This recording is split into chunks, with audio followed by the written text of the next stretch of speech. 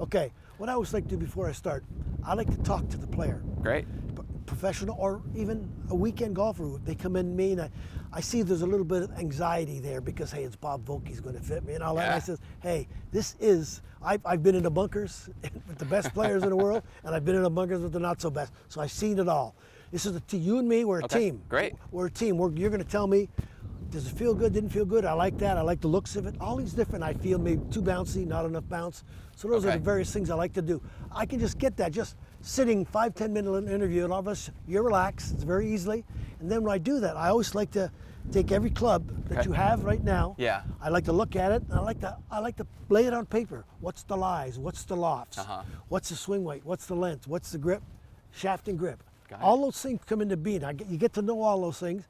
And then a simple little question. I say, you got to know your wedge options. I ask the player, or I say, what are the greens you play to, the bunkers you play from, all this various thing. What type of sand they play for, what type of turf you're playing off, so you get good turf interaction. You know, here you're getting, of course, Bermuda. Yeah. It's overseas to rise, so it's pretty good, but just Bermuda, you got to turn around and definitely have to hit the ball. And what happens, you know, it's a slow club head speed. It's not going to bother you so much, but it's a slow little club head speed that you're not generating enough club that it will grab That'll grab it. Because it's a Bermuda, I take Georgia, Kikuyu, all those types of, they're very thick style, fatty, wiry, you know. So you basic, even here you got to hit the ball, you know, basically.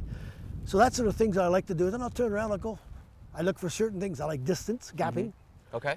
Fine, I can look in their set and say, wait a second, you got a 60, but your 60 might be 58 or different the other way. Because wedges you can save close gaps, but you also can create them. Can you tell like my swing weight just by grabbing the club? I mean, you're pretty experienced. Well, I could tell, you know. Yeah. But not, you know, I've been wrong once not or twice. Not exactly. You know, you're pretty close. You could tell. These are standard, and I like looking. So I'll lay that out on a piece of paper. I could say, well, I got a 60. Well, do you really need a 60? Well, yeah, I got elevated greens. I love my 60.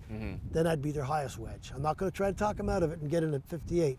What I would like to do, say, players, I call it maybe the everyday golfer who doesn't have a chance to play as much or practice, he's probably better off maybe stopping at a 58. And even if somebody like over 18 handicapper or something like that, he may be better stopping at the 56. Go down that way, because he's going to he'll need some hybrids the other end, or the fairwoods, 5 wood, 7 wood. He'll need all those things. Well, I play in California here. Yeah, so I play on this kind of condition. You know what it is. This stuff, fluffy bunker. So what I like to do, we turn around and I work with it and I say, take your club, you can tell me inside, and I've already got that note, and you tell me, you said you can hit it 100, pitch your wedge, 125. That's my smooth. And what I'll do, what I really like to do, not having doing that, I like to get I will get maybe a assistant who's working with me. In this case, Jeremy help. He can turn around and he can check the lies and lofts of your existing equipment. Then I can find where the gap is. So I like to say, visualize what you're doing. Your 9-iron, pretty good. And one thing about it, I like where you're hitting. You play a little bit, I imagine. A few bit, yeah. Okay. What happens is I like to see it right in the center. Like you have it right there. That's the lie is right. Because what happens, visualize if this wear part was right in here. Yeah, you're healing it a little bit. Yeah, and you're healing it. No good. And you turn around, it's at 64. Would you play it at 62, the lie, a little flatter?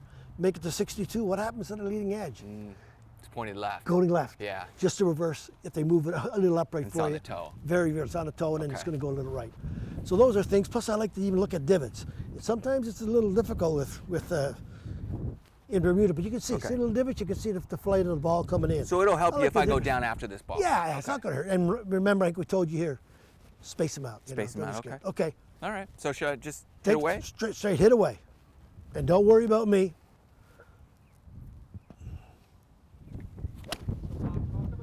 Yeah. That's good. Called it.